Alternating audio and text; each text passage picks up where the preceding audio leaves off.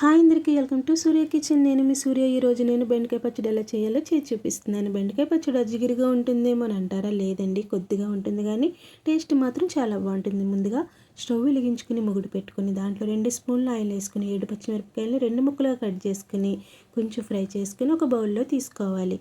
1/2 KG బెండకాయలని శుభ్రంగా కడుక్కోండి. టవల్తో తుడుచుకొని paper మీద ఆరబెట్టుకొని అప్పుడు చిన్న ముక్కలుగా కట్ చేసుకుని ఇలా వేసుకున్న తర్వాత రుచికి సరిపడా సాల్ట్ కూడా వేసి బాగా కలుపుకొని మూత పెట్టుకొని ఒక 5 మినిట్స్ ఉడికినాక 3 టమాటాలని చిన్న ముక్కలుగా కట్ చేసుకోండి. చిన్న ముక్కలుగా కట్ చేసుకుని ఇలా వేసుకుని కొద్దిగా చింతపండు ఈ బాగా కలుపుకొని మూత పెట్టుకొని బాగా ఉడకనిద్దాం.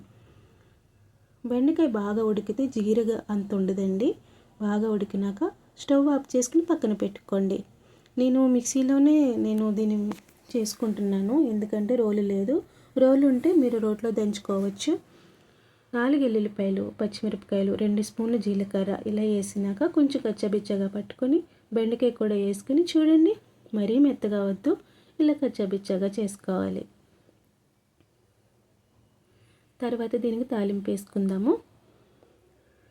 స్టవ్ వెలిగించి ముగుడు పెట్టుకొని ఒక 4 స్పూన్లు ఆయిల్ వేయండి. ఇలా వేసిన తర్వాత 1 స్పూన్ ఆవాలు, 1 స్పూన్ జీలకర్ర, 2 ఎండుమిరపకాయలు, 2 రెమ్మలు కరివేపాకు, కొద్దిగా ఇంగు వేసుకోండి. ఇంగు చాలా మంచిది. ఇలా వేసుకున్న తర్వాత ఈ బాగా ఫ్రై అయిన తర్వాత మనం మిక్సీ పట్టించుకున్న పచ్చడిని కూడా దీంట్లో వేసుకుని బాగా కలుపుకుందాం. ఒక 5 మినిట్స్ ఉంటే సరిపోతుంది. మనం వేసుకున్నాక బాగా ఉడికనివ్వద్దు. ఇది ఒక 2 డేస్ ఉంటుంది. 2 డేస్ ఉంటుంది బాగా.